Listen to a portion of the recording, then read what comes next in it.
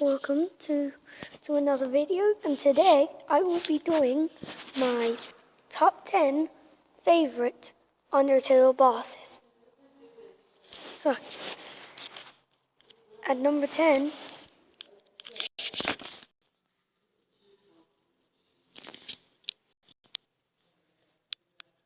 we have the classic Skiller Brother.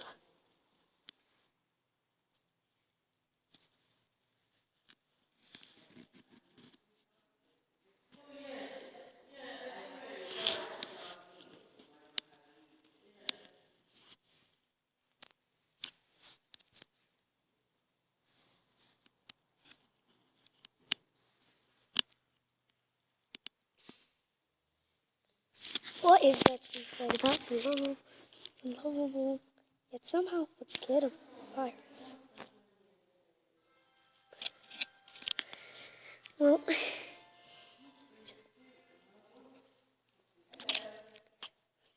what is there to say that hasn't already been said? The act options are hilarious.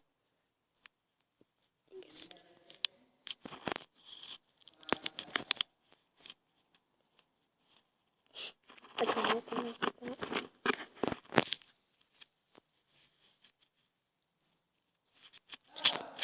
And also, this is the first time the game turns your physics, sets its own physics on the upside down. You're blue now. When in blue mode, your soul is affected by gravity.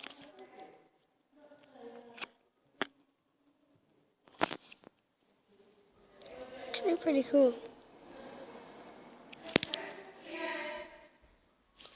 Well,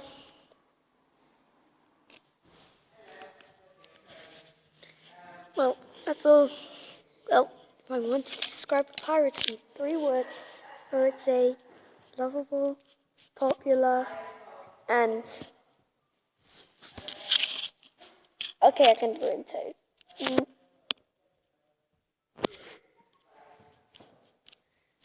Number 9.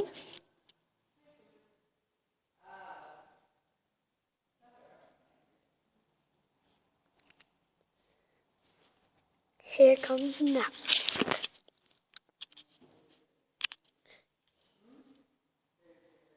One of the only bosses that you don't fight all together in Genocide Route. One of the only bosses to be skipping his turn occasionally.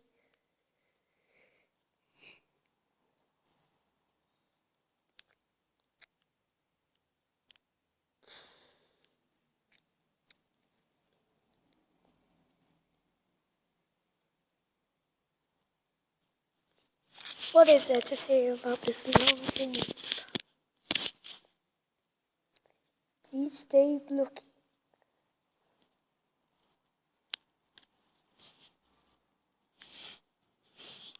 Oh wait, go back to blocking. Sorry guys about that. So, this lovable ghost is probably, the only reason he's not higher is that it's too much of a difficulty spike at this point in the game. Especially if you get his those tears that climb the wall.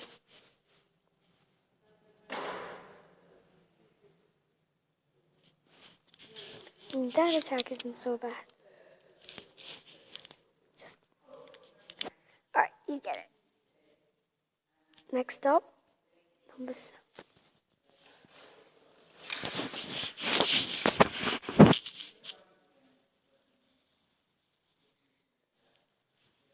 Yes, I put a final boss below the 5 mark. Why? It's just too easy for a final boss. But you can't die. Plus the act. Plus act. You can hope and dream. Hope and dream to to give healing items and raise defense.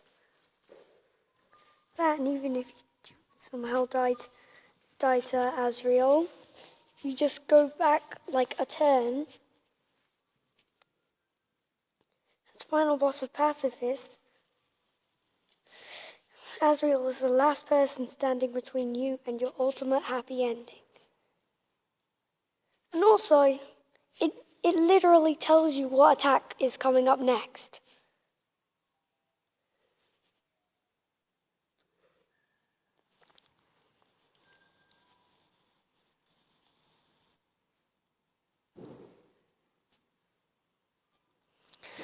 That's about it.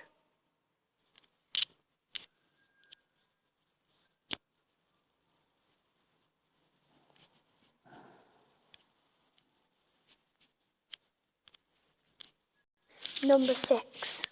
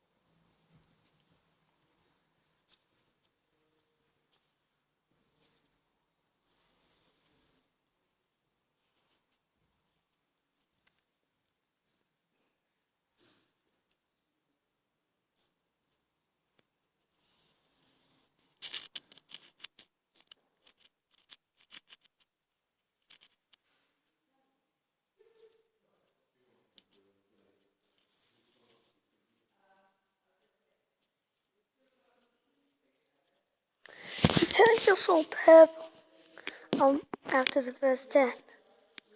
Again, you already know all the attacks, but it's actually pretty good.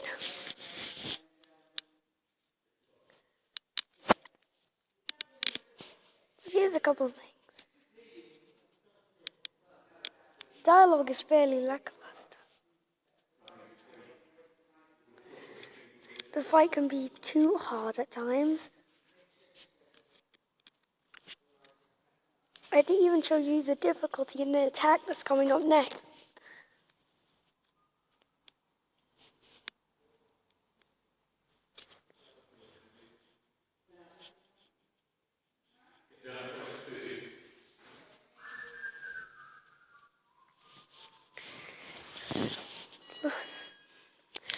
Plus, I like to think that the reason Moffat charges so much for her pastries. Oh, before I say that,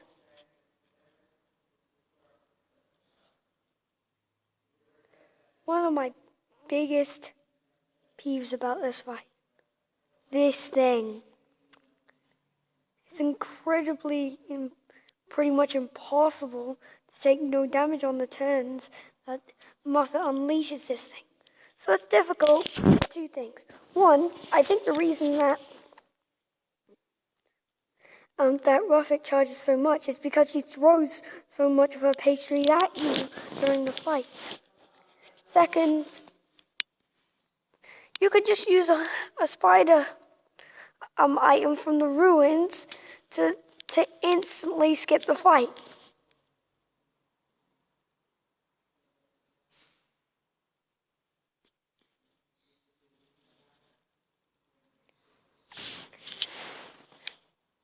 So basically, that's about it.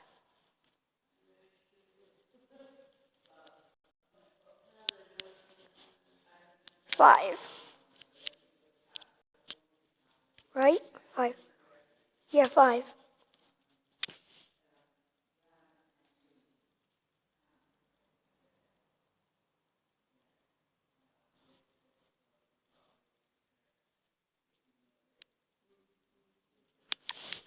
Final boss of Genocide, the pun maker himself. The one who pay for all of your sins. Sans. This lazy boned.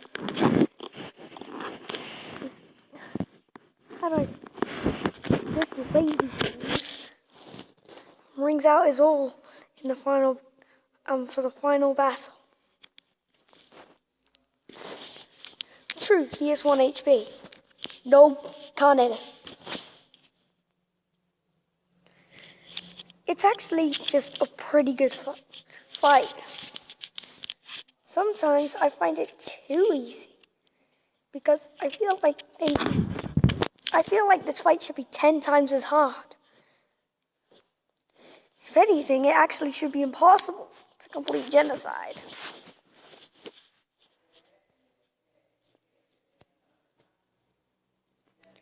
He's the only other monster than Papyrus to be able to use the blue soul, and the only monster to be able to use gas blasters. It's incredible, really. He fights for the hopes. Dreams, and determination of all of the monsters. What? Hard? If you end up coming across him in a one-on-one battle, you can be sure you're going to have a bad time.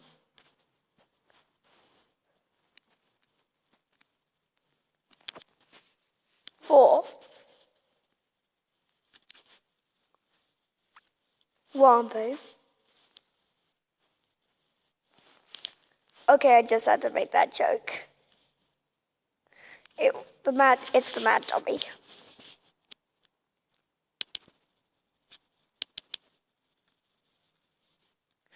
You can't actually hit him, and you have to use the dummy's attacks against him. That face. You talk to the dummy. It doesn't seem much for conversation. No one is happy with this. I'll defeat you. It's a really unique fight, and it gets harder to hit him as you hit him with more magical attacks.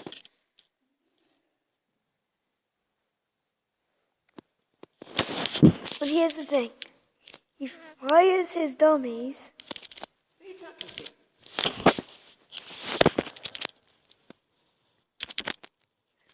After a while, and I mean a long while, he fires his dummies.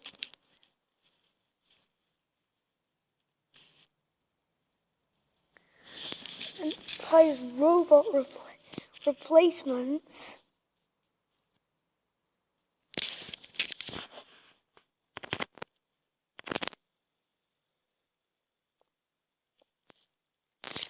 Fires them. And throws a knife at you. Then he tries to put the fight to a standstill, and then acid rain.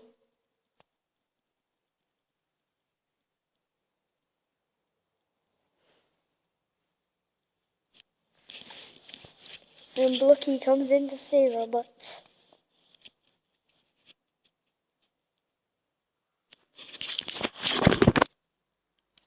Yeah, but that's about it for the mad dummy. 3.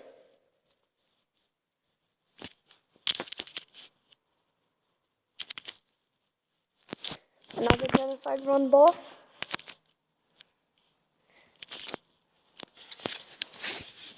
When you attempt to kill Monster Kid, Undyne jumps in the way and takes huge damage.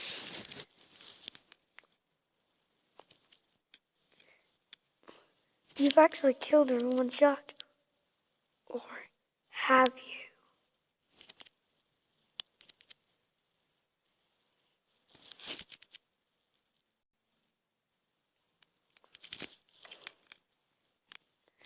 Undyne finds the determination in her to fight past death.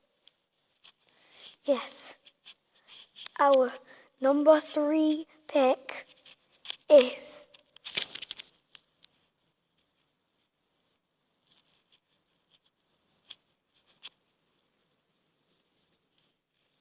Undying, the Undying.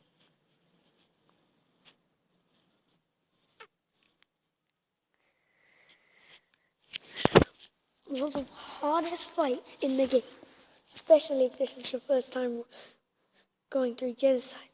Although it is completely possible to know it, although very, very difficult. Look at these attacks. It utilizes the green soul. Like a lot of monsters don't do.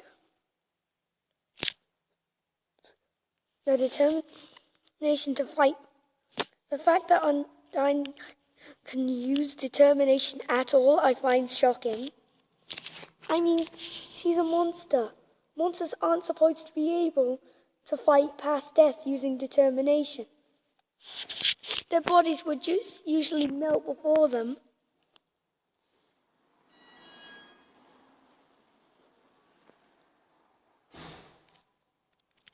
Of course, after a while, you do finally strike her down. You didn't match enough determination, Undyne. So that's it for number 3 on this list. Undyne, the Undying. Number 2. Oh, come on. Number 2.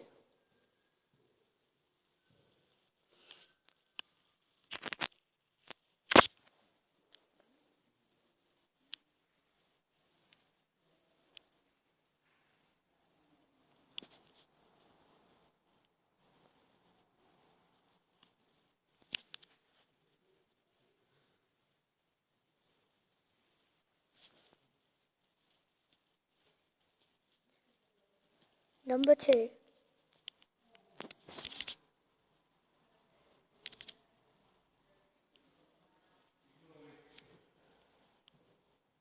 Metaton EX. Attack 8. 8 attack, 1 defense. Or is it 1 attack, 8 defense? I can't really tell. This is a very unique fight. If you're on the pacifist route, you have to attempt to get her ratings up to 10,000.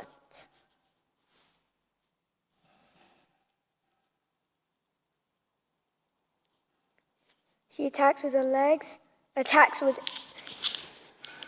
forces you.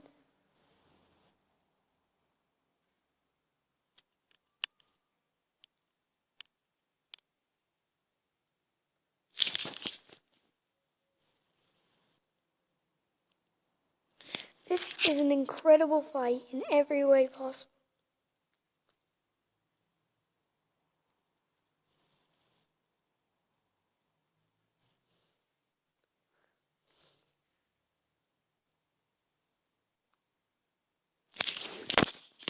Four letters, L-E-G-S. And that's about it for number 2 on this list, Metaton EX. Number 1. Wait, I was 1 ahead the whole time. This is number 2. Can this really count as a boss? I don't really know. But this is my list, I make the rules, so screw it. The special thanks, here's a couple Easter eggs about it. If you manage to no-hit the entire special thanks, you'll unlock Toby Fox's room. 2. These people are all the people who donated to the cause of Undertale.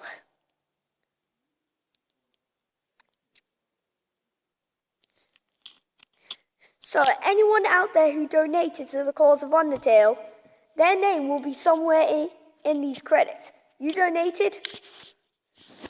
If you donated, try and find it. It will be there.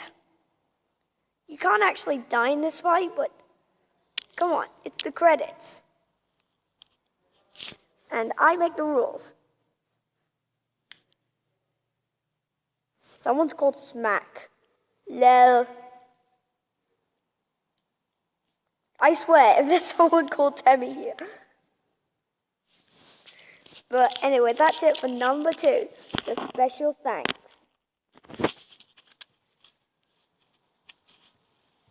Number 1.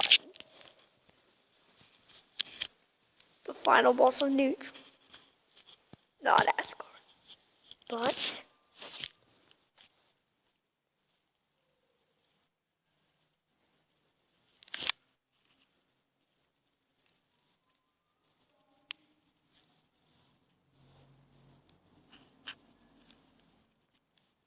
Omega Flowey. The only boss to be in color. The only boss which can use your saving powers against you.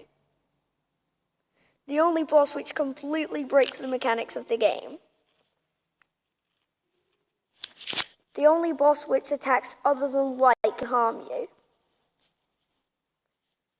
So how this fight works, you have to save all the souls and then kill them. That's literally it. But then, that final music.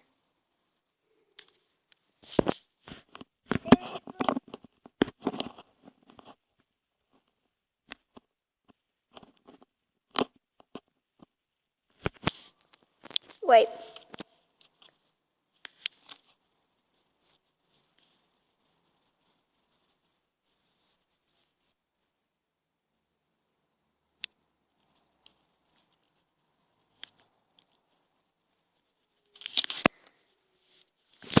So once you've saved all the human souls,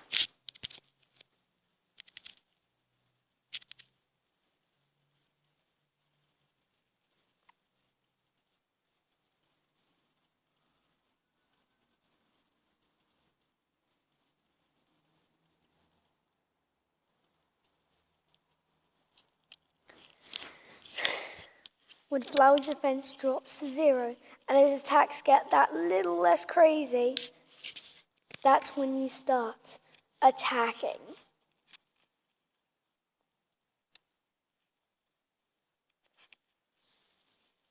Flowey needs to get rid of... You need to get rid of Flowey. He's the last person standing between you and the end of your neutral run. Or maybe the first part of the end of your...